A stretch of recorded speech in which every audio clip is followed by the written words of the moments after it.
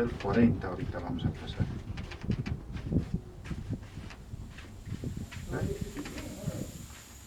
Oh. 40.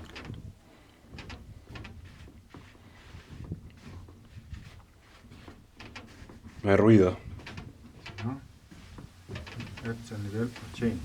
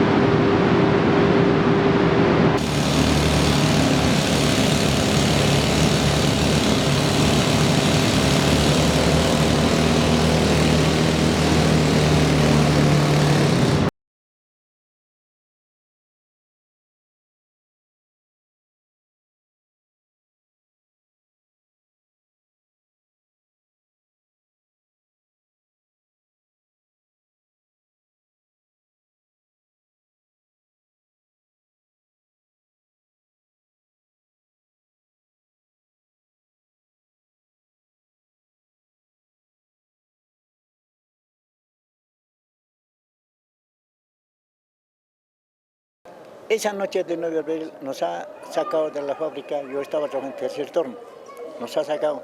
Hay revolución, compañeros, sálvense, tenemos que salir. Y hemos salido medianoche. Ya hemos hecho combate. Ahora no había justicia, no había escuela, no había a quién quejarse, todos se daban contra. Ahí era Arsenal. A mí ya están vaciadas todas las escuelas. Entonces, un fusil hemos conseguido nosotros en la amanecer y hemos posicionado por la cementerio general. En el cementerio general, ahí se han venido los de Huaque, de Viacha, todos los regimientos nos han rodeado, entonces nosotros hemos salido, hemos batido, hemos hecho levantar. Y los soldados han levantado la mano, se han rendido ya. La revolución ha comenzado 8 de la mañana. Hemos comenzado aquí del arsenal, hemos sacado municiones, armamentos. Esa es obra del guerra del Chaco. Esa hora casi era ya casi la tarde ya. Esa hora 4 de la tarde, por ahí. 3 días duraba la revolución. Pero 2 días sin comer, sin tomar ni agua. No había ni agua, ni luz, tienda, nada, totalmente ni luz, todo estaba. El segundo día hemos tomado la Arsenal, porque hemos venido grupo, porque no había con qué defender. Hemos asaltado el Arsenal, que era ahora la naval. Ahí hemos sacado fusiles, cada uno. Con eso hemos defendido hasta el último, al cuartel general hemos hecho rendir. Casi una semana no hemos trabajado, pues. Por sangre, olor de sangre era, porque han llevado morgue a hospital, así rumos como pescado. Yo, tipo de Mauser usábamos. Y el piripipí. Manual, como 5 tiros nomás tenía esa arma. No era como ahora, tiro continuo. Se termina, cambiamos, se termina, cambiamos. Pero yo digo verdaderamente, hemos aplastado los 8 regimientos. Por eso yo digo verdad. Antes era pues esclavo, compañero. Esclavo, porque no había sindicalismo, no había fácilmente para las clases trabajadoras. No había quien asume al gobierno. del 52 cuando se ha hecho la revolución. ¿Quiénes somos nosotros? Somos antiguos viejos que hemos triunfado. Ahora, no había quien entre al gobierno en ese tiempo. El Paz Extensor estaba en Argentina o Brasil, puedo mentir eso.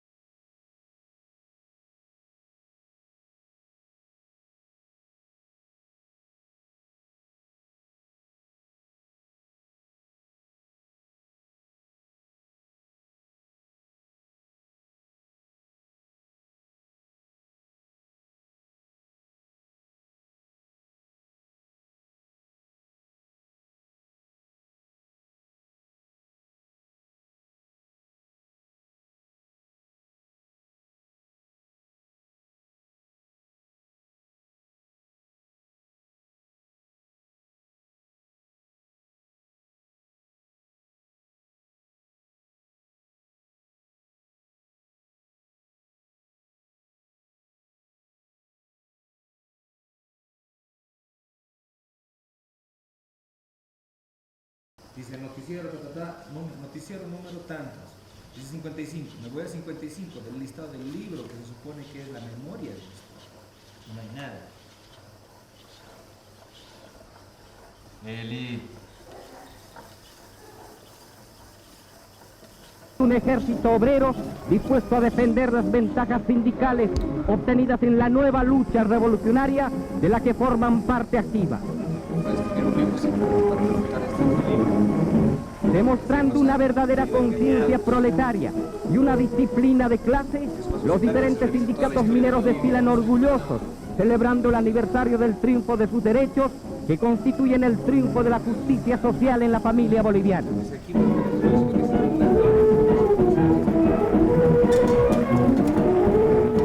Los trabajadores del subsuelo han constituido sus milicias obreras demostrando su madurez política y su conciencia revolucionaria.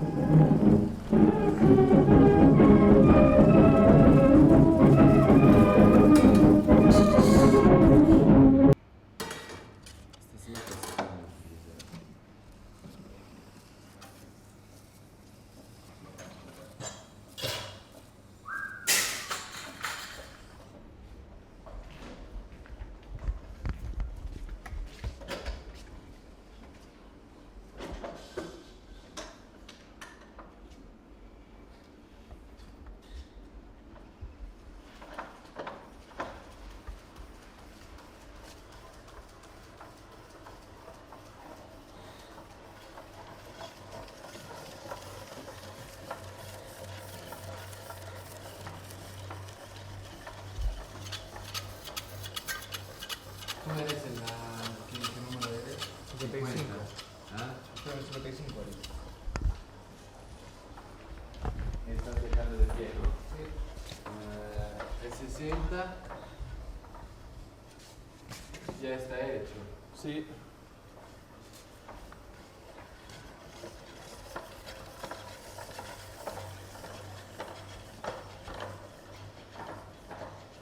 Tomamos el café.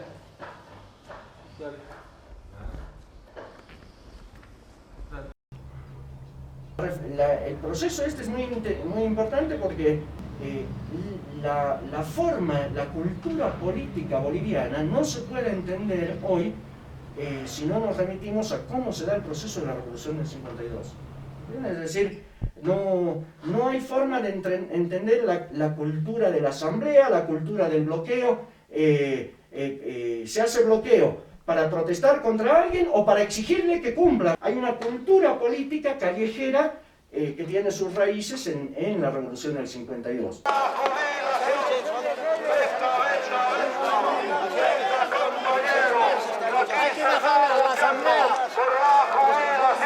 Siga marchando, compañero, porque estamos desmovilizando. Venga, venga, venga. Venga, compañero. O sale equivocado de marcha. ¿Qué pasa, pues? Siga marchando. Pasaban en 52. Me va a contar un poquito. Pero no puedo, no escucho bien. No escucho. A ver.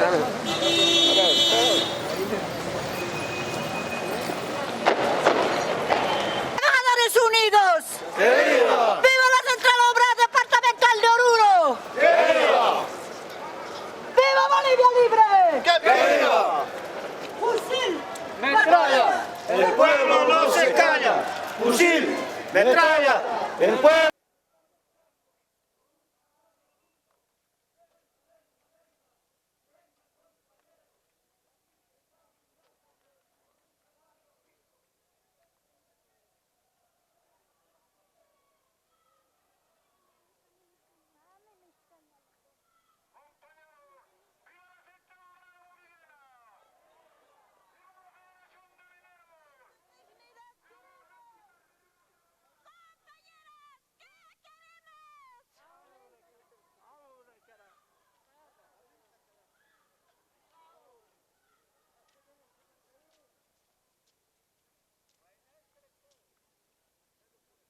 El año 49, como decíamos antes, se produce un intento de golpe de Estado por parte del MNR que va a culminar en una guerra civil de 2 meses, ¿no?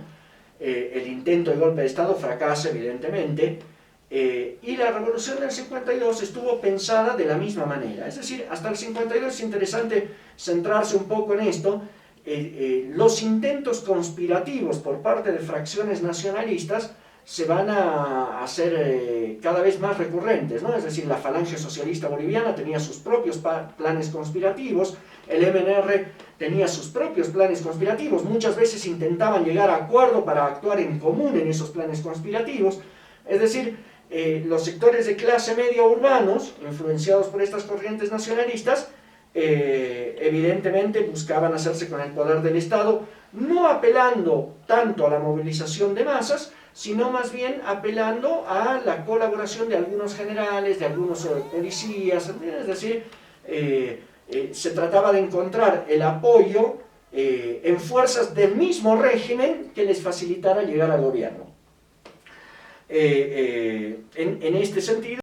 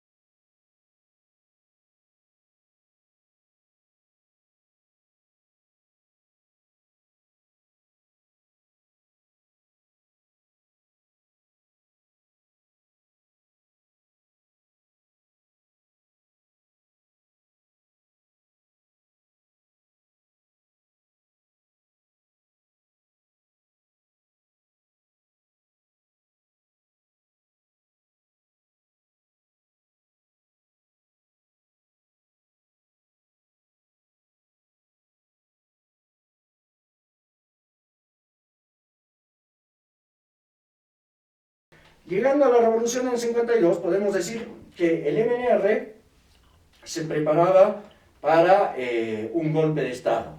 La revolución del 52 no escapó a eso, es decir, el MNR piensa la insurrección, no la piensa como una revolución, sino que la piensa como un putsch, en la que se tenían que apoyar esencialmente en las fuerzas de los carabineros, es decir, de la policía, de algunos sectores aliados del ejército y del colegio militar, y movilizar las fuerzas obreras que les fueran leales y afines, es decir, los comités políticos o las fábricas que dirigiera el MNR, ¿no? Entonces, no era un intento de movilización masiva ni generalizada, sino todo controlado y regulado. Ese proyecto se pone en marcha los primeros días de abril, si no estoy equivocado, empieza el proceso el 7 de abril, ¿no? Es decir, el 7 de abril empieza la insurrección, y esta insurrección, la paradoja es que estaba siendo derrotada, es decir, para el 8 de abril, ¿sí?, la insurrección estaba fracasando, y hay anécdotas interesantísimas, ¿no? Porque Siles Suazo, que era uno de los jefes de la insurrección, el 9 de abril estaba escapando al Aja, en realidad estaba escapando al Perú, porque daban por derrotada la insurrección, ¿no? El golpe de Estado. El general Seleme se había asilado en la embajada del Uruguay. Todo el Estado Mayor movimentista estaba en plena retirada, ¿no?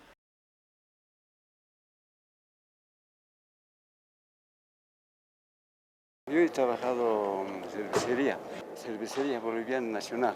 Todos los abriles, pues, comenzando, país, Hanasí, horno, solino, cervecería, fábrica de vidrios. Primero no teníamos armamento, ni un fusil, nada, ni una munición. De ahí hemos comenzado sacando de municiones, armamentos, hemos atacado polvorines, un cuartel. Ahí hemos había muertos, no te puedo decir más exacto. Los soldados ya se han retirado, ya son conscriptos. De ahí hemos atacado al colegio militar. En el colegio militar ha muerto bastante, unos 500 o 300 compañeros, ¿no? De ahí ha durado más o menos 2 horas ahí, ¿no? Combate. Entonces hemos atacado al último regimiento San Jorge, 3 de infantería, regimiento Pérez. 1.200 soldados, un regimiento completo, ¿no? Ahora es como escuadrón.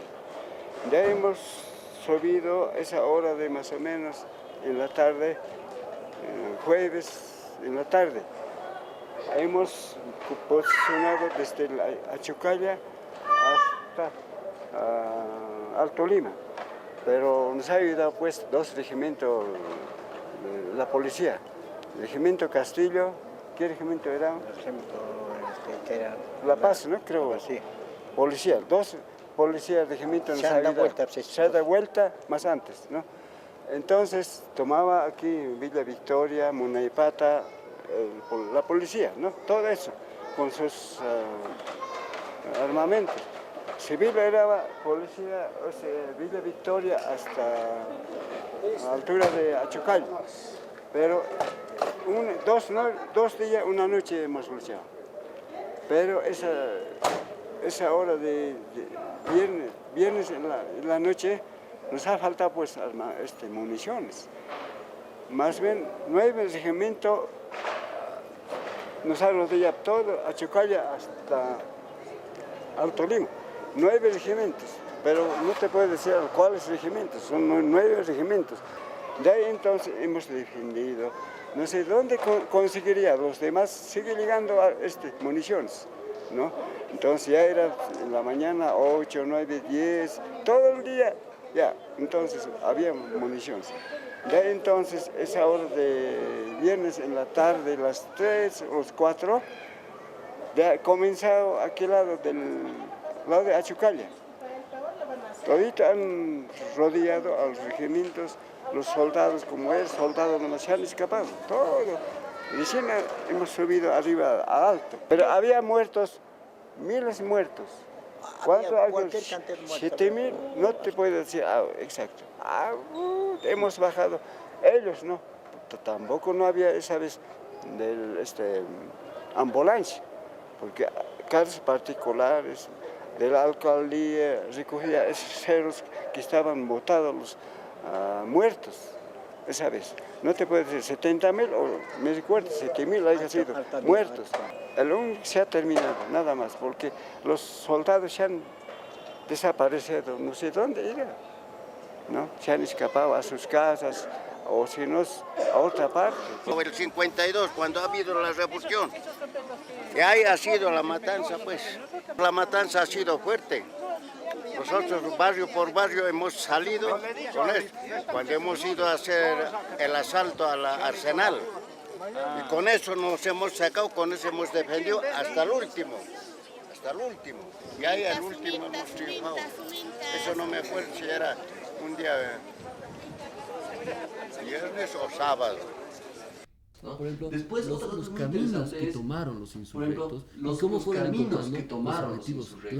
cómo fueron encontrando los objetivos claves que atacar. Y eso es indudable que tiene que ver con el conocimiento de las personas que lucharon en el Chaco. Entonces, por ejemplo, está muy duro el día 9, están peleando muy fuerte. Está muy duro el día 9, están peleando muy fuerte. Sí, yo logré seguir a un grupo. Es interesante como parte, porque ellos están muy cerca de la Plaza Murillo, del centro de La Paz, como les decía, bebiendo, unos jóvenes se suman a ellos intentan tomar un polvorín cerca de un cuartel, pero es un cuartel bien resguardado. Pierden esa primera refriega, esa primera batalla. Son perseguidos por un grupo de soldados. Son perseguidos por un grupo de soldados. En Villa Victoria los están esperando los obreros. Ellos cuando fueron masacrados años antes, el problema que ellos se dieron cuenta es que salieron. Y a salir del barrio con carne de cañón para los. Y a salir del barrio con carne de cañón. La fuerza que ellos tenían era La fuerza que ellos tenían era... Es increíble como es la historia, estaban esperando ellos en el barrio, llegan estos insurrectos, seguidos por los militares, ¿y qué es lo que sucede? Ya se hace un grupo más fuerte, y ahí es el liderazgo de estos del Chaco. Se dan cuenta que es imposible triunfar si no logran tomar la ceja. Porque la ceja, en la ceja del Alto, en un lugar tan importante en la historia boliviana, La Paz es una ciudad, un hoyo, es una hollada, digamos, arriba, un hoyo, es una hollada, digamos, más importante durante las Fuerzas Armadas, y ahí están atrincherados los regimientos del ejército que han venido evidentemente, Bolivia es un país tradicionalmente colonial, Bolivia es un país tradicionalmente colonial, una mirada tan discriminatoria contra el indígena, muchas veces las fuerzas se atrincheraban en el campo, muchas veces las fuerzas se atrincheraban en el campo más que en las ciudades, que van a venir, tábico miedo al indio y que van a venir, que van a atacar y demás, ¿no? Entonces es muy interesante, por ejemplo, cómo hay toda una planificación para lograr tomar la ceja, pero solamente caminos de herradura, caminos tapados, digamos, donde los morteros que vienen desde arriba no van a atacar tan fuerte. Los morteros que vienen desde arriba. Zabaleta, de hecho, dice, yo lo he... Entonces, Zabaleta, de hecho, dice, Zabaleta dice, me parece comprobado empíricamente, los corralitos que sufrieron los bolivianos en la guerra del Chaco, los corralitos que sufrieron los bolivianos todo el tiempo les hacían a los bolivianos porque conocían el terreno, si esos corralitos que sufrieron los bolivianos en el Chaco, esa misma táctica la aplicaron los insurrectos frente al Estado boliviano en 50 años. Y cuando uno ve, es increíble cómo subieron, y cuando uno ve, es increíble cómo subieron, militarmente muy especial, es un movimiento logran subir muy especial, caminos de herradura a la derecha y a la izquierda, y llegan a la derecha y a la izquierda, y llegan a la ceja del Alto a hacer un corralito, emboscar a los regimientos, hacer un corralito. Lo interesante para mí de todo eso, lo que decía antes, no hay, como piensa la historia oficial, un gran líder revolucionario MNRista que está sentado en un lugar que desde sus propias autoorganizaciones, desde su propia autodeterminación, es la que va en el camino organizándose, organizándose. Por ejemplo, tengo un testimonio que me decía, ¿cómo es la vida? Yo estaba el 9 de abril tomando desayuno en el estadio, terminé el 11 de abril volviendo con 4 Mausers encima, la gente llevándome andas, dándome sándwiches. Alguien me preguntaba, jamás hubiera podido responder que 2 días después de estar haciendo la revolución. Yo jamás pensé que el 10 de abril iba a matar. Yo jamás pensé que el 10 de abril iba a matar. Entonces, eso es a mí lo que es más interesante, lo que me da mucha esperanza. Eso es a mí lo que es más interesante y lo que me da mucha esperanza también. Ese poder de bueno, eso también lo dice Zabaleta, también un poco. Problema es como después no se canaliza por vías institucionales y muchas veces el Estado lo canaliza por vías institucionales y muchas veces el Estado lo compra, ¿no? Pero de estar dispuesta a morir y a dar la vida y a luchar hasta las últimas consecuencias y a dar la vida y a luchar hasta las últimas consecuencias y casi tan espontánea, de una manera tan comprometida y casi tan espontánea, me parece que para mí es terriblemente interesante. Ajá. Mortero. Eso, ¿sabes? Con esos mismos. Los jóvenes actuales que son los criollos ya no nos respetan. Ahora todos saben leer, escribir, ya no nos respeta qué cosa hemos hecho, cómo hemos sacrificado. Si hemos conseguido alguna cosa con nuestro sudor de frente, un pésimo ganábamos 8 bolivianos, 9 bolivianos, 10 bolivianos. Se buscaba pues donde se gana uno que es padre de familia, uno que tenía que buscar donde se debe ganar algo más. Bueno, yo no puedo contar lo que es verdad, nomás, señor periodista, lo que... Yo ese año mismo me salía licenciado de cuartel, regimiento de Comanche Primera de Artillería de Oruro. Entonces, mi comandante que era ministro de gobierno, ese tiempo, el 9 de abril, Antonio Seleme. Entonces, había sido su primos hermanos como por la padre turcos del Juan Lechín, compañero Juan Lechín Oquendo. Y su ayudante era Enrique Requín. Requín era su guardaespaldas del compañero Lechín. Yo estaba entonces ya por la Puente Negra, por ahí no hemos salido. Entonces hemos rendido, los demás compañeros de Viacha también se remito de la infantería, ya se han rendido todo. Entonces, de ahí al día siguiente no llegó yo, y hemos quedado en la amanecida esa noche. ¿A dónde han amanecido? En el cementerio estábamos nosotros, ahí hemos ¿estaban campamentado. armados? Sí, ¿De dónde han sacado las armas? Ya hemos traído hasta aquí municiones todos de Arsenal. Arsenal hemos sacado de En Arsenal hemos sacado. Entonces de ahí, ya hemos salido. Entonces, al día siguiente, y esa noche hemos dormido en el cementerio, al día siguiente, ya, entonces quiere decir que han rendido. No habían rendido. Se han levantado el colegio militar, en el colegio militar, Valverde Villarroel actual. Ellos han salido, ahí hemos bajado con armas, le hemos hecho vacío también hay. Le hemos hecho casi 8 regimientos, le hemos hecho render, señor periodista. Yo he salido, no me alabo, ¿no? Yo he salido, yo era joven también. Yo no llego a mi cuarto, y amanecido. Era ese regimiento, hay un regimiento de infantería, existían de Viacha, del regimiento Bolívar también, de 2 artilleros también, de Huaki y Ingabe, ese regimiento han venido. Después había otro regimiento también, una cosa de 8 regimientos. Existían del colegio militar, otro regimiento del colegio militar. Tenía su guardaespaldas otro regimiento. Hasta eso más hemos tratado. ¿Y hasta qué hora dura la batalla? Esa montaña duraba casi un día, una noche. Duraba así, una vida de él. Así duraba. Más de 2 semanas. Así era. Bueno, después de la revolución hasta 60, hasta 1978 he trabajado, porque ya estaban dando fábrica bien. Pero producción hemos evolucionado más fuerza. Antes había ese edificio, no había ese edificio. Hoy día con esa revolución más o menos ha marchado, ha progresado la ciudad de La Paz. Edificios, construcciones por aquí. Ha hecho muchas cosas el señor periodista con la producción que hemos hecho nosotros, revolucionariamente periodista. Bien. ¿Algo más? Y siempre, hasta el último, estábamos con el compañero Lichín. El compañero era secretario ejecutivo de la Central Obrera Boliviana. Entonces, ese poco de nosotros. Actualmente, hasta su muerte, estábamos juntos. Le decíamos nosotros maestro, decían al compañero Lichín. Pero bueno, el dirigente era el compañero Lichín. Buen dirigente. Los demás compañeros de lucha, de dirigentes de Fabril, hemos hecho muchas cosas. Hemos hecho muchas conquistas también, compañeros nosotros.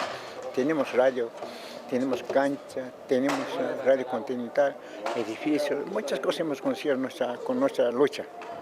Hemos conseguido. Pero esto, los fijos actuales no usamos también, compañeros. Queremos cooperar, que nos usemos unos cuantos por ciento, porque nuestra plata hemos hecho pues, nuestro aporte, 13 por 20% nos descontaba, cuota sindical. Después había descuentos, había FOMO, organización, mano de obra, muchas cosas hemos conseguido nosotros con la lucha de revolución nacional. Compañero. Yo no había razón, pero no he hecho nada actual. No hay jóvenes del MNR que se han aprovechado ya, se ha ido al tacho ya. Hasta hoy ya no existe ya. Pero nosotros siempre quedamos con la revolución, no olvidable en 52. Seguimos siempre nosotros, tenemos voz. La revolución ha instalado Celes, Lichín, Núcleo Chávez, Llevar. Eso es, Noche Llevar. Walter Llevar, Noche Llevar, Walter Llevar. ¿No? Esa es la. Pero Víctor Paz estaba argentino, tranquilo. Después de una semana llegó. Sí, al pueblo ha hecho llamar. Nada más. ¿Lo fue a recibir usted a Víctor? Ah, bueno, claramente, porque son favoritos, ¿no? Porque poquito eso nos ha liberado, pues. Porque como te digo, esclavo, cualquier una pata, ¿verdad? Ya, váyase si nunca está, ¿verdad? Sí. Eso es, porque eso nos ha favorecido. Cementerio, o sea, todos ceros, así. Volaban los... no había revista, no ve, te recuerdo. Grandes revistas. Esa vez, bueno, ¿cuántos años, señor? Son 56 años, ¿no? Ha habido la habitantes... producción de Fabriles ha progresado en La Paz siempre, con producción de Fabriles. Esa vez había fábrica, como te digo, fábricas grandes, solinos, cervecería. hornos, vidrios. 3 turnos había, ¿no ves? 6. 3.000, casi 3.000 existía. 3 turnos. Solino, casi 2.000 trabajadores. Horno, segundo, tercero, digamos. Cervecería, cuarta, más o menos. Vidrio, fábrica, quinta, sí, más o menos. Así, sucesivamente. Pero con los demás fábricas chiquitos había. Por la televisión.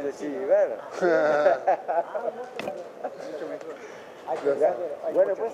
Muchas gracias, maestro. Gracias por quedarse. Pero no es exacto como años, pero nos olvidamos. Sí. Parte olvidamos. Pero lo que es así, pues desde el principio podemos tener tiempo, ¿no? Hay que recordarse bien también, ¿no? Ya son abuelitos, ya escapa de la memoria, ¿no? Pero yo he visto desde el principio, estaba en el cuartel en 1950. Desde el principio había elecciones más antes, Víctor Pazdensola ha ganado votos, por eso el Víctor Pazdensola estaba en Argentina esa vez. Entonces ha habido revolución 1952, 9 de abril, por movimiento esa vez, porque esa era contra el obrero, ¿no? El Mamerto Orologati era presidente, ¿no? Ese chivo, como decir, mal nombre, ese, pero a los obreros estábamos como esclavos, esa vez. Eso hemos defendido. Con el gobierno, con el ejército, pues.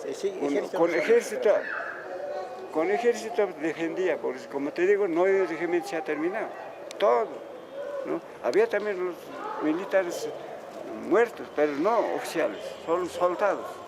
Eso nomás es compañero, puede ser. ¿Y ya existía la Federación de Fabriles? No había. Como te digo, dirigente era uno, con permiso salir, ¿no? Más o menos organización, todo eso. Después de revoluciones ha habido pues sindicales, confederaciones, federaciones, comisiones, se ha declarado dirigente. Después ha habido hospital obrero, hospital aquí Mancocapa, todo eso, pero con nuestro aporte. Esa libertad han hecho. Esa libertad. ¿Y usted era del MNR? No. Bueno, tampoco, no. Porque nosotros no somos MNR, pero nos obliga, ¿no? Un presidente. Ahorita como, digamos, a Evo Morales nos puede obligar a acompañar. Usted va a ser mi partido. Entonces teníamos ¿cómo se llama? Un tarjetón, ¿no? Decía pues obligatorio, si no, afuera de la fábrica, al trabajo, ese nos obliga, pero yo no soy con corazón, con esto, nada más. Bueno, los que nos daban, unos cuantos, ¿no? Te digo, no es obligatorio, pero nos obligó, diciendo que todos los MNR van a trabajar, entonces afuera los que teníamos una tarjeta, nombre de MNR, todos. ¿Y de algún otro partido eran los obreros? Bueno, no, esa vez neutral, no había partido, esa vez. No hay que ser MNR, no hay que después. MNR no más hay propiedad, pues. Ha habido, pues, el único partido del MNR, después ha habido, después de 8, 10 años, el Pazdensola gobernó 4 veces, ¿no? Sí, 4 veces. Nosotros tenemos una visión de que la subjetividad que va a conducir a la revolución del 52 tiene 2 vertientes, podríamos decir. Por un lado, la guerra del Chaco, en la que se manifiesta la crisis del Estado republicano, ¿no? Es decir, donde estaban excluidos las grandes mayorías nacionales, la existencia de un voto calificado, bueno, todo lo que conocemos, ¿no? Es decir, que solo podían votar aquellos que sabían leer y escribir. Particularmente tengo en la Revolución del 52, es que va a contramano de la historia que primó durante todo el siglo XX, que fue la construcción del MNR, ¿no? Una historia basada en forma unilateral en el desastre de la Guerra del Chaco y el surgimiento del nacionalismo, es decir, la construcción de esa visión de los orígenes de la Revolución del 52 obedecía a la necesidad que tenía el movimiento nacionalista revolucionario de legitimar su papel ante la revolución y ante la historia en general, ¿no? Lo primero es que cada vez me queda más claro que la historia oficial, por llamarlo así, la historia nacionalista, heredera en buena parte de la revolución, digamos, de allí del MNR, ha sido una historia bastante, por decir lo menos, bastante discrecional, bastante pobre, bastante reduccionista, digamos, ¿no? Entonces, me da la impresión de que la versión común que compartimos a través de los colegios, de los libros de historia más convencionales, ha sido un artificio nacionalista que tiene poco que ver con lo que realmente pasó y con lo que vivieron las personas de a pie esos días, ¿no? Eso es lo primero que me salta a la vista. Hay una distancia demasiado grande entre las narrativas convencionales sobre el 52 y lo que me parece sucedió en la vida cotidiana y en esos días en la gente de a pie, digamos. La narrativa oficial le dio demasiada importancia al MNR, ¿no? Y el MNR fue importante, pero fue un actor más en una trama muy diversa de personas, digamos, ¿no? En realidad me parece que el MNR, que era un partido conspirador por naturaleza, y yo diría en el mejor sentido de la palabra, digamos, el MNR lo que quería era llevar adelante un golpe de Estado, de esos que también han habido muchas veces en Bolivia, digamos, ¿no? Y claro, había hecho las típicas tratativas con algunos militantes del MNR y sobre todo con el ministro de gobierno de la época, Seleme, que lo más importante es que él comprometió el apoyo de la policía, los carabineros, digamos, ¿no? Pero lo interesante es que cuando yo hablaba con estas personas, yo diría que el 100% de las personas con las que yo hablé jamás tenían ni idea de todo esto, digamos, ¿no? Tiene que ver, me parece, con que el 52 es una condensación o es una radicalización de una de las, me parece a mí, una de las marcas o una de las propiedades esenciales del pueblo boliviano, que es esa su capacidad de levantamiento, su capacidad, yo lo llamaría casi un hábitus revolucionario, digamos, ¿sí? Esos grupos insurreccionales, muchas veces como te digo, formados casi espontáneamente, digamos, gente del barrio, gente de un club de fútbol, los bustrabotas y demás, ¿no? Pero cómo ese poder de organización, yo diría, casi micropolítico, digamos, que se fue expandiendo por la ciudad, logra derrotar militarmente a un ejército, entre comillas, bien armado y bien armado. En realidad yo partí de ahí, esa era mi gran pregunta. ¿Cómo es posible que gente de la calle, digamos, por llamarlo así, con algunos carabineros que en última instancia tampoco fueron tan importantes, con algunos carabineros que en última instancia tampoco fueron tan importantes, puedan derrotar a un ejército en teoría y eso fue para mí lo más interesante. Por ejemplo, uno de los descubrimientos, y eso fue para mí lo más interesante. Por ejemplo, uno de los descubrimientos más interesantes es la cantidad de armas que la gente tenía. Todos me contaban que de hecho, todos me contaban nadie devolvió sus padres volvieron del Chaco, todo el mundo llegó, nadie devolvió hizo un hueco en su jardín, todo el mundo llegó, su cama. hizo un hueco es increíble en su porque jardín, cuando salta la revolución, esto es increíble porque cuando varias salta la personas revolución, tienen rudimentarias, pero tienen varias armas, de las personas ¿sí? tienen armas, por otro lado, pero los tienen mineros de armas, Millones salen solo con por otro lado, dinamitas, los mineros de Millones salen solo con dinamitas, uno de los grupos va directamente a un polvorín, a un cuartel donde se guardaban armas, y a base de dinamitazos toma el cuartel, sacan un montón de armas, y las sacan un montón de armas y las reparten, digamos, ¿no?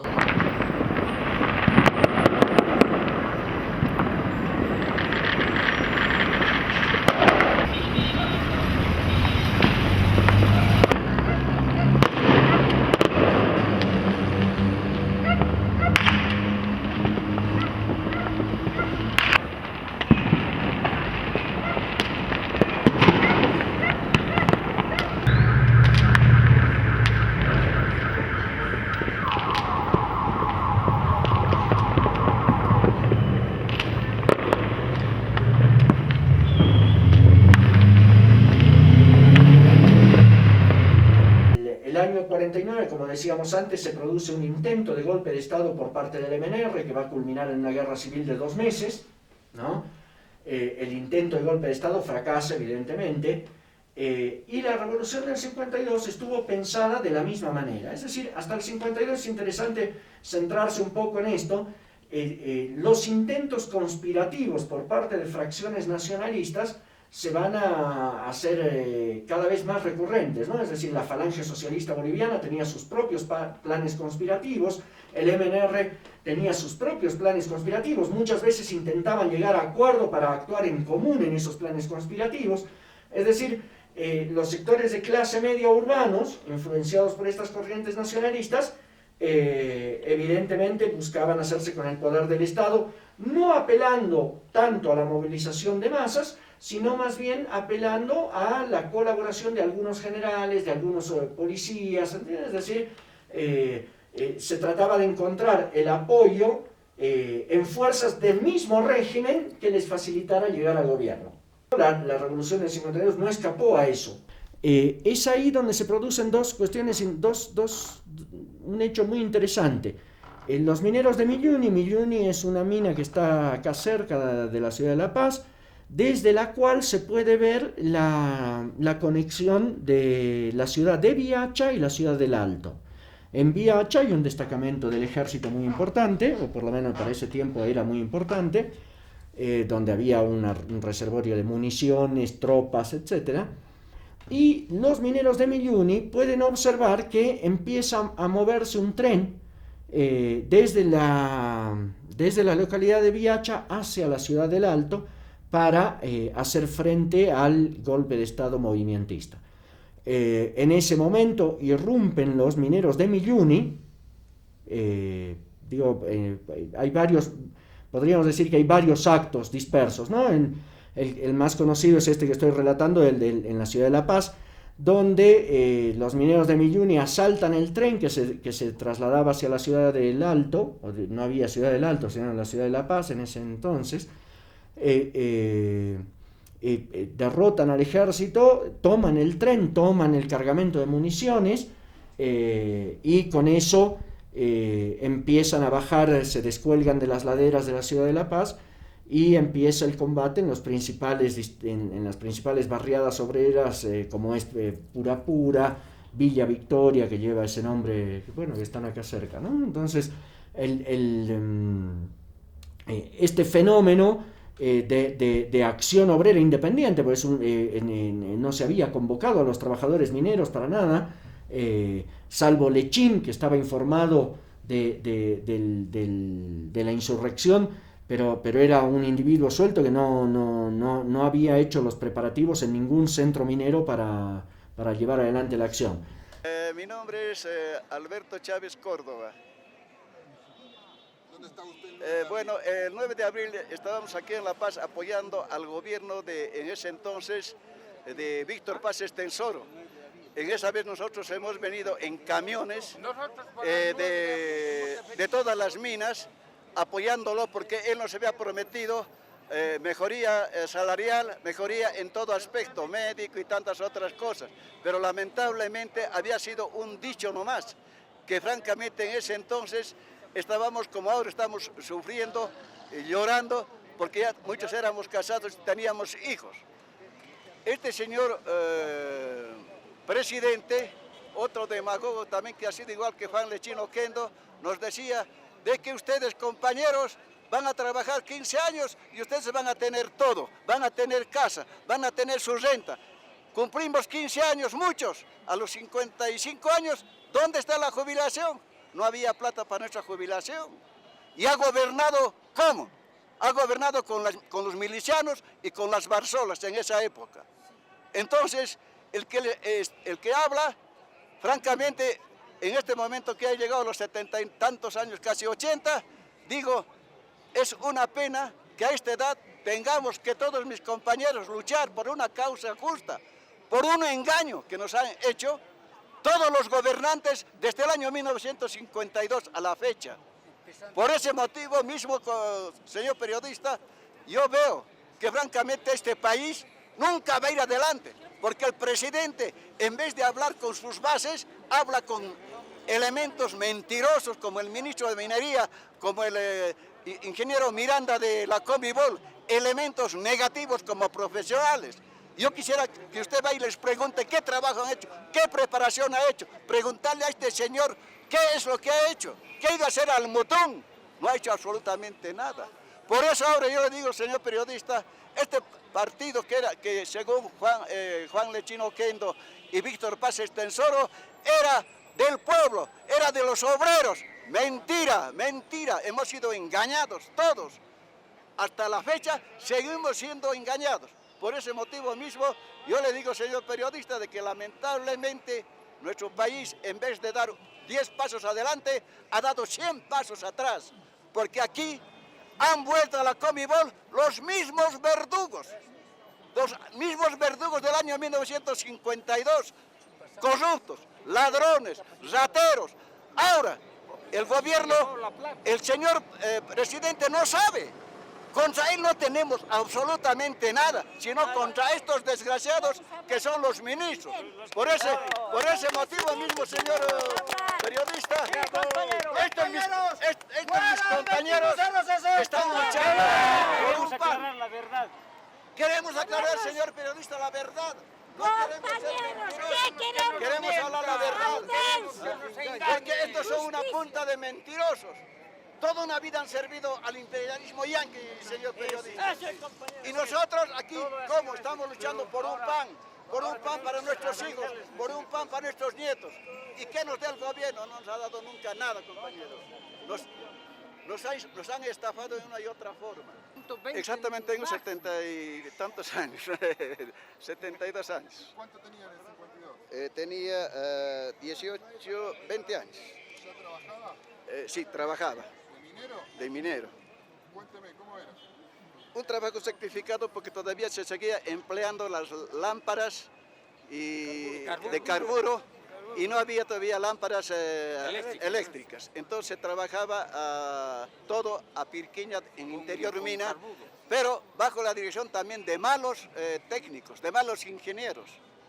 Entonces, ya después, cuando la nacionalización nos hemos parado todo, el 31 de octubre del año 1952, recién al gobierno le hemos puesto la soga al cuello para que haya lámparas eléctricas y recién nos ha traído. Después de un año está nuestro gran dirigente, aquí está. Por ese motivo mismo, a nosotros nos han tomado el pelo en una y otra forma. ¿Cuándo? ¿Cuándo, carajo? Por eso de que, como le digo, soy un hombre ya mayor. ¿Dónde trabaja usted? He trabajado en Bolsa Negra, en varias minas de Bolivia, porque he sido siempre perseguido por los exdirigentes que ahora muchos están bajo tierra. ¿Por qué? Porque siempre he defendido a la gente humilde, a la gente trabajadora. Le puedo mostrar un documento que tengo del año 1985, cuando fui al Congreso Nacional de Yayagua, donde le dije al famoso Juan Lechino Oquendo de que él estaba errando. Aquí está mi credencial titular del año 1985, que yo fui a la regional de Yayagua. Aquí está.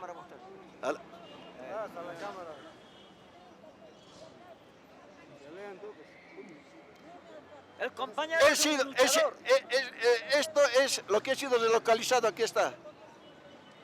Ha sido relocalizado.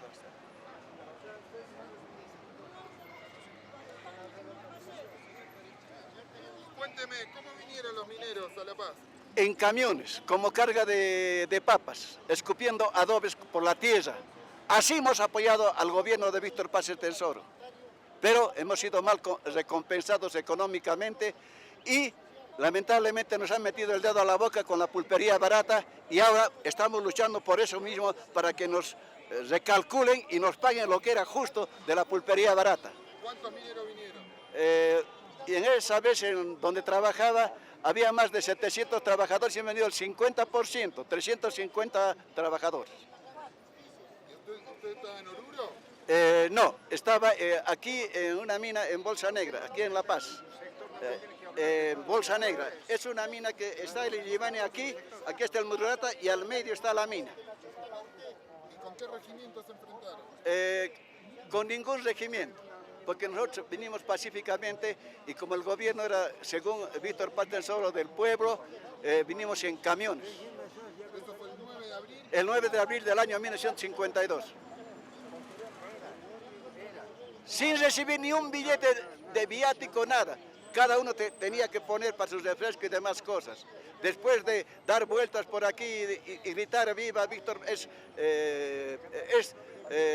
gobierno de los obreros, nos hemos equivocado. Había sido un gobierno de los verdugos de ese entonces, porque Víctor Paz Tesoro no ha gobernado solo, ha gobernado con chilenos, con peruanos, con paraguayos, San Román, el control político, todo. O sea que San Román, nosotros estábamos completamente manejados y supervigilados. Y en esa época el famoso mono ha empleado a los milicianos y a las barzolas. Víctor Paz Tesoro, con su gente con San Román, paraguayo, después el jefe de tránsito que era un tal Goitia y sucesivamente varios, porque el gobierno de Víctor Paz Tesoro no ha sido de bolivianos, ha sido de chilenos, peruanos, argentinos y paraguayos. San Román, que era el matón número 1 aquí en nuestro país, que mataba a la gente, confinaba. Y se ha comprobado eso aquí donde ahora funciona la Escuela Bolivia en Sopocachi. ¿Y quién derrotó al ejército? Al ejército hemos derrotado el 52 para posesionarlo a Víctor Paz Tesoro y hacerlo traer de la Argentina, porque él estaba desterrado cuando Vallivian lo agarró y lo desterró a la Argentina el año 50 y no quería darle posesión como presidente. Por eso hemos luchado y hemos ganado al ejército. ¿Le han ganado al ejército? Hemos ganado al ejército. Y después surgieron las milicias. De ahí, después del año de gobierno, comenzó a formar las milicias. Los milicianos las milicias y las barzolas. Las milicias armadas eran los primeros matones juntamente con San Román, que confinaban al exterior, que ya no tenía la vuelta. Pese que nosotros hemos luchado con fusiles, teníamos todo. Ahora nos han quitado todo, no tenemos con qué defender. Como usted ve aquí, hemos venido pacíficamente. No queríamos fregar, no queríamos. Si nosotros hubiéramos traído dinamita, hubiéramos hecho reventar ahorita. Pero no, nosotros no somos esa clase de gente, somos honrados y conscientes. Y así vamos a ganar. No nos vamos a ir de aquí mientras no ganemos, porque nos han engañado. Este edificio es nuestro, la caja es de nosotros, no es de ningún ganapán. Nosotros hemos puesto. Ahora, todos los edificios que tenemos se lo han repartido. Se lo han hecho. A un trabajador ni siquiera ha dado un pedazo de lote, nada. Yo he trabajado aquí en la cervecería. ¿Estaba en la cervecería? ¿Y cuántos años tenía en el 52? 16, 15 años. ¿Estaba trabajando ya? Claro, ¿y qué pasó ese día? ¿Me puede contar? Bueno, el 52 ha empezado un jueves de cerca de Semana Santa. A las 9:10 horas ya estalló la revolución del 52, encabezado por el compañero Juan Lichino Kendo, gran luchador. ¿Y usted qué estaba haciendo? ¿Estaba en la fábrica? Trabajando, salíamos todo pequeño, salíamos a las calles, a hacer trincheras, barricadas, apoyo al regimiento Aliaga que se ha dado la vuelta. El regimiento Aliaga les ha acompañado hasta las trincheras de la Ceja. Ahí estaba trincherado el regimiento Bolívar, el regimiento Toledo, Camacho, todos los regimientos estaban en el Ceja del Alto. Y luego se empezó la revolución del 52, 3 días, casi 4 días dorado. ¿Y por qué luchaban? Hemos luchado porque la rosca se lo agarraban todo el tiempo el pueblo de Bolivia, toda la rosca. Entonces, para derrocar a las roscas, hemos salido a las calles a la lucha. ¿Y qué consiguieron con la revolución? Hemos conseguido muchas conquistas. ¿Cómo qué? Hemos conseguido por los trabajadores conquistas, beneficios sociales, vacaciones, todos los beneficios sociales. Incluso los ministros eran todos los trabajadores fabriles. El Mauche me robaron. Cuando un amigo trabajaba en la alcaldía, y hasta también yo estaba en la reunión, y hasta también el amigo a la casa de mi señor me lo sacó para ver el número hasta hoy día. No me acuerdo, yo también, mi esposo está mal de salud con la mina. Está de operación, de pulmón, todo está, pero su sueldo es poco, no alcanza. Los muy ricos, a ver, ahorita cómo ganan ellos, a ver, cómo ganan 15.000, 20.000 ganan, ¿no ve? Y nuestro marido apenas 800, 700 ganan. Ellos que viven, los ricos que viven con esos 700, 800, nosotros sufrimos. Nuestro marido también la sufrió con la coquita, han mantenido nuestro marido. Ese es, señor, ahora necesitamos que nos aumente ese sueldo, lo que está descuentando, ese que nos vuelva. Tanto en los millonarios, tanto en lo que esté jodiendo. Los gobiernos también igual están abusando. ¿Cómo están diciendo al gobierno? Nuestro favor es nuestros campesinos. Nosotros somos campesinos, ellos también es campesino, pasteador, ¿no ve? Ganado, ¿no? ¿No ve? ¿Han visto? Yo también soy así. Pero los millonarios, ¿cómo dicen? Los ricos están diciendo así, no sabe, ignorante, que esto están hablando. ¿No? ¿Cómo dicen? ¿Cómo están tratando al pobre Ivo? Hay que ayudar, pues, ¿o no? ¿Se puede o no se puede? ¿O ustedes están de ricos están haciendo de ustedes? ¿Cómo serán? ¿De pobres estarán? ¿De ricos estarán? No sé. Eso puede decir ahorita. Tal vez a contra de nosotros estarán a favor del gobierno estarán, no sé. A favor del pueblo. Ya pueblo, ya ves. Entonces ya, si es así, está bien, pues. Así es así nomás es, nosotros sufrimos, ¿no? Como ricos comemos, ricos comen bien, ¿no? Nosotros a plan de chuño, a plan de papa, caminamos nosotros. No somos de altiplano también, yo soy de lado de Pacaque. Gracias. Ya, eso nomás es. Yo tenía 10 años, yo nací en 42, mi papá es minero, ex minero. Estaba trabajando mi papá con la empresa Hochschild y Loco. Después ha pasado a Caracoles. Ajá. Ahí he estado yo. He estado en Caracoles. ¿A dónde queda Caracoles? Caracoles, en la provincia de Inquisibi, claro, abajo, ¿no? Mi papá es Alejandro Bayerman Saconeta, ex minero, ¿no? Ajá. Entonces él ha Caracoles de la empresa Aramayos, ¿no? Aramayo Minas en Bolivia, ¿no?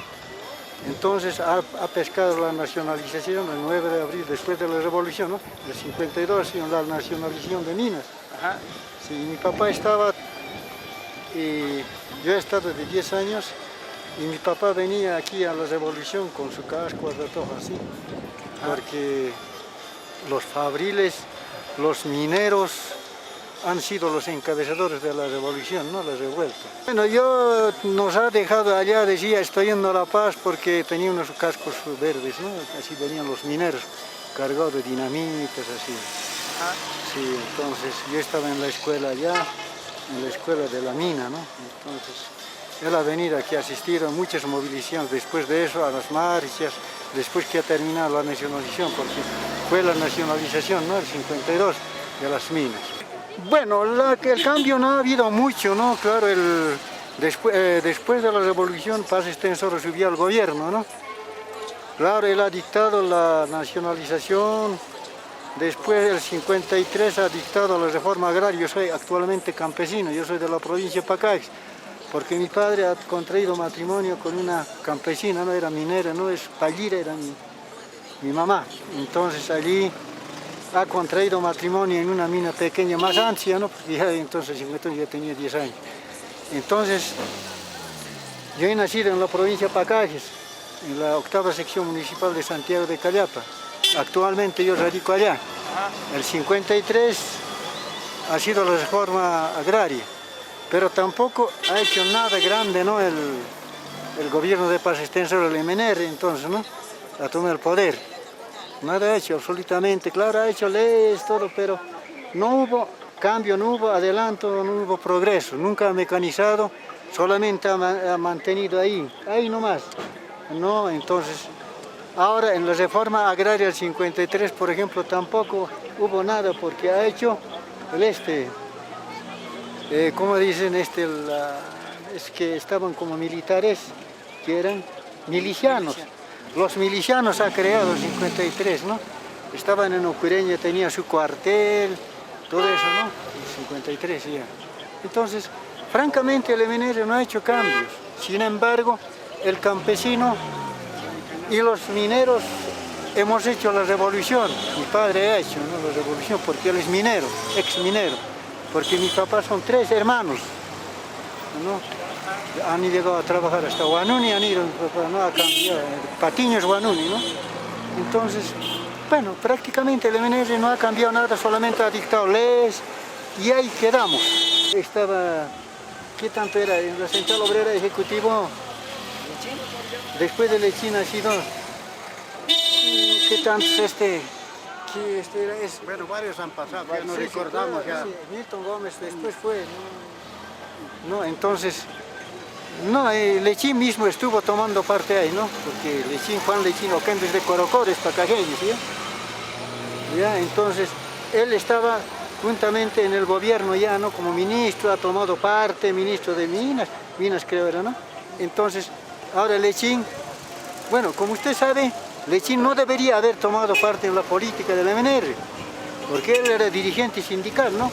Pero como la gente no sabía de esta situación de la política, lo han dejado tomar, ¿no?, a este compañero. Entonces él se ha aprovechado y ha sido hasta vicepresidente. Bueno, así, 45 años ha manejado Lechín, ¿no?, la dirección sindical, ¿no? No, tampoco, no, claro que sí, ahí nomás lo ha mantenido, no, nada. Claro que han conquistado algunas cositas, ¿no?, pero claro, no, pero en sí, nada. La diferencia me parece es que se dieron muchas condiciones en este momento para que un levantamiento más entre tantos otros en la historia boliviana larga haya tenido tanto éxito, digamos, ¿sí? Se conjuncionaron muchas cosas. Por un lado, el hecho de que había ya un agotamiento muy marcado de, por llamarlo así, digamos, de esos gobiernos antipopulares que después de Villarroel habían estado en Bolivia. Por otro lado, tiene que ver con que la experiencia en la guerra del Chaco ya se cristalizó. Muchas de las personas que, a diferencia de otros levantamientos en Bolivia, donde era gente más, por llamarlo así, más amateur en cuestiones de bélicas, en el 52 muchos de los insurrectos eran personas que habían luchado en el Chaco. Entonces era gente que sabía de movimientos militares, tácticas militares, manejo de armas, ¿no? Entonces cuando uno ve los testimonios, claro, la gente que yo entrevisté, la mayoría no había ido al Chaco, porque ya eran muy mayores los que venían al Chaco, pero todos los que yo entrevisté recordaban que en esos minigrupos, esos minigrupos que se formaron para luchar, el líder casi espontáneo era una persona que había luchado en el Chaco. Lo que pasa es que están pasando muchas cosas al mismo tiempo en la ciudad. Lo que pasa es que están pasando muchas cosas al mismo tiempo en la ciudad. Entonces yo un poco organicé los sucesos en batallas diferentes, ¿no? Yo digo que en el fondo hay... en batallas diferentes, ¿no? Yo digo que en el fondo hay... 4 batallas, digamos, ¿no? Por lo menos más son 4 batallas, digamos, ¿no? La primera casi en el centro neurálgico de la ciudad de La Paz, en el barrio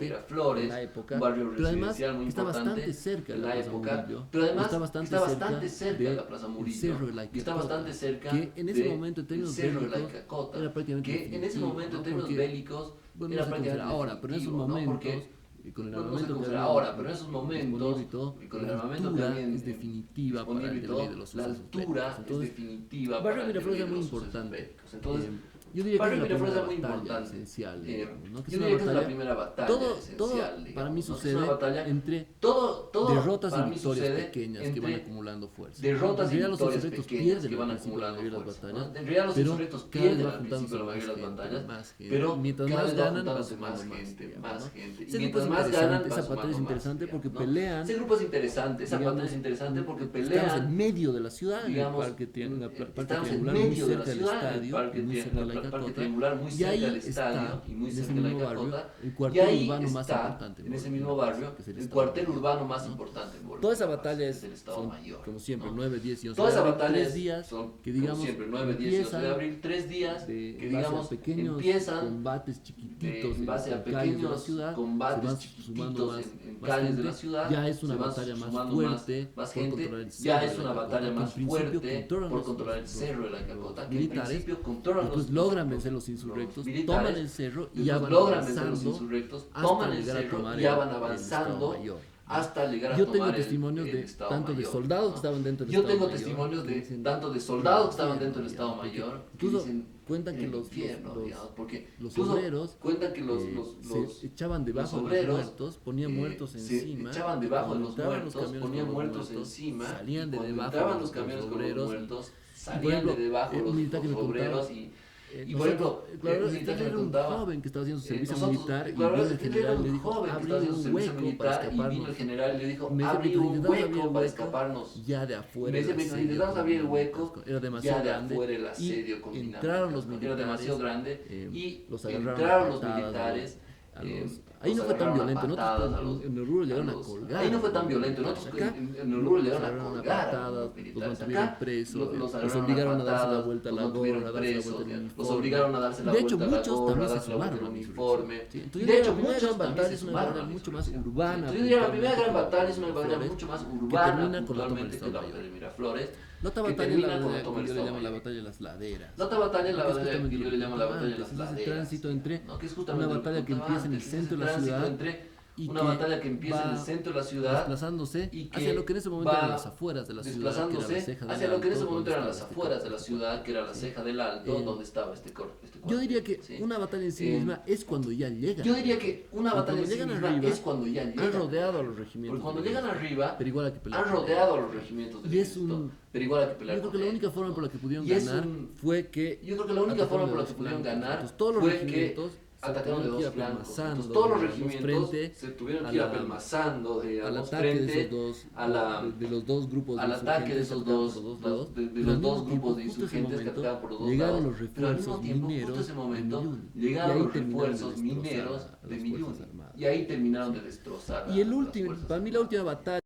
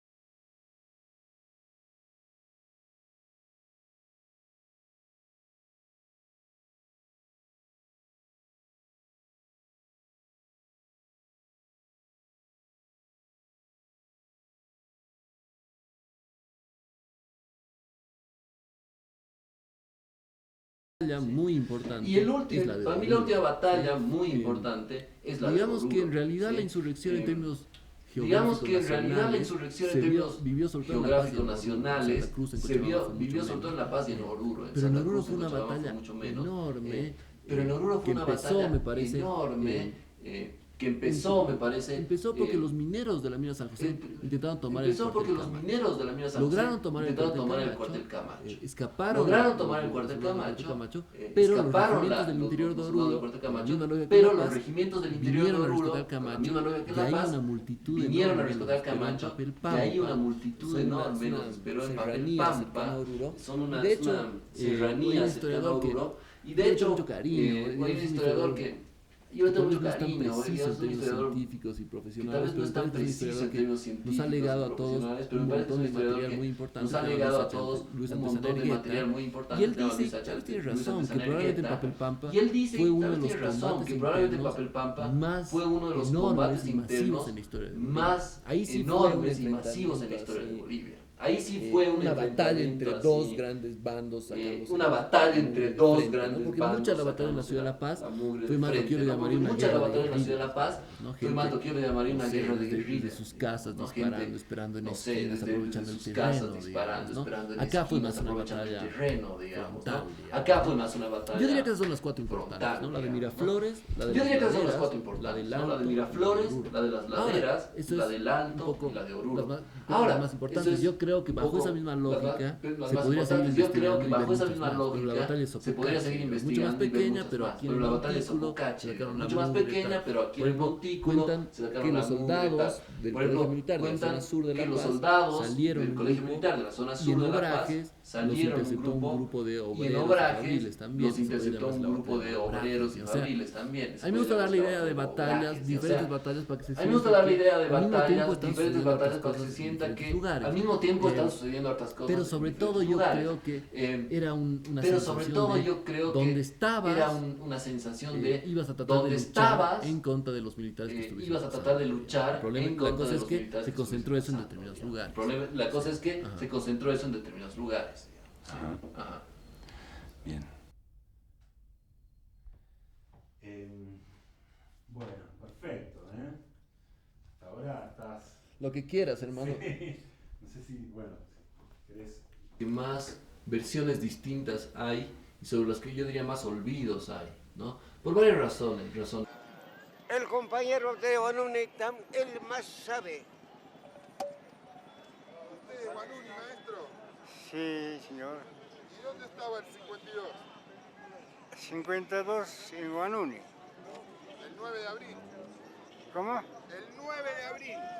¿Dónde estaba usted? 9 de abril. 9 de abril 52.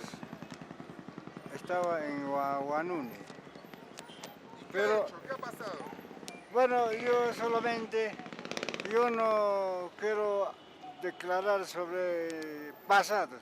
Lo único que yo reclamo es actualmente que estamos aquí, hemos venido quizás recuperar nuestros beneficios sociales que nos han engañado con mi bol pagando una miseria, porque tengo mi liquidación, estos centavos que me han dado, centavos de 36 años. Así es que ese nosotros queremos reclamar, son pocos en bolivianos, el 85, pero pasado de 85, 86, 87 ya les han dado en dólares, pero no será mucho, pero les ha pagado en dólares. A nosotros nos hicieron en bolivianos. Por eso yo quiero recuperar solamente que nos dé unos centavos, unos dólares más la Corporación Minera de Bolivia. Ustedes han luchado para que este país sea como es ahora. Sí, por eso yo quiero rogarle al señor presidente de Bolivia, al señor presidente Evo Morales, que tenga sensibilidad con nosotros, con los viejos que estamos ya cerca a un pie al cementerio. Por eso que nos dé él como gobierno popular, que es, me indique, es gobierno de los pobres, ahora que se esté con los localizados de Bolivia, el que nos representa, que nos arregle un poco más, que sea sincero. Por eso yo reclamo, señor periodista. Los mineros de Huanuni también arribaron aquí en las jornadas de abril. En Potosí se hizo una gran asamblea con más de 2.700 trabajadores, todos con cascos mineros. Fue un acontecimiento increíble, porque cuando el dirigente dijo a quién corresponde tomar la plaza de Potosí, en coro gritaban los mineros, los mineros, los mineros.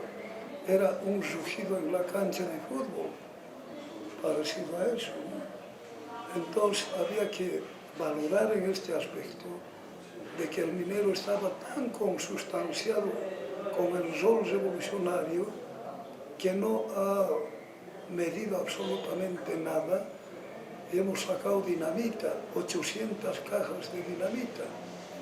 Entonces nos hemos armado con eso y hemos bajado con una cosa de 20 fusiles que teníamos guardados. Entonces hemos ido a la toma primero del cuartel. En el cuartel hemos encontrado solamente soldaditos, pero los oficiales habían abandonado, habían escapado. Apenas había un sargento, un suboficial y todos eran soldaditos. Pero nos dimos cuenta que eran hijos de trabajadores. Y el dirigente máximo, que era el compañero Nicolás Bernal Carvajal, dijo: no vamos a tocarlos a ellos, porque derrumbamos la puerta, entramos al cuartel. Apenas habían 45 soldaditos que ante la granizada de dinamitas que sonaba en torno al cuartel, se asustaron, se rindieron. Entramos y los encontramos con las manos en la nuca. El compañero Bernal dijo: nadie me toca a ninguno. Ellos son hijos de los pobres, de los mineros, de los campesinos. La oficialidad ha escapado. Entonces, una proeza histórica fue que Nicolás Bernal les dijo: muchachos, levántense, vayan a sacar sus prendas, su ropa y se van. Y les dijo en nombre de la revolución que eran ustedes liberados. Se fueron ellos y nosotros nos hicimos cargo del cuartel. ¿Y durante cuánto tiempo lo manejaron al cuartel? Bueno, pocos días, 3 o 4. ¿Por qué? Se reconstituyeron los soldados. Sí. ¿Y la oficialidad?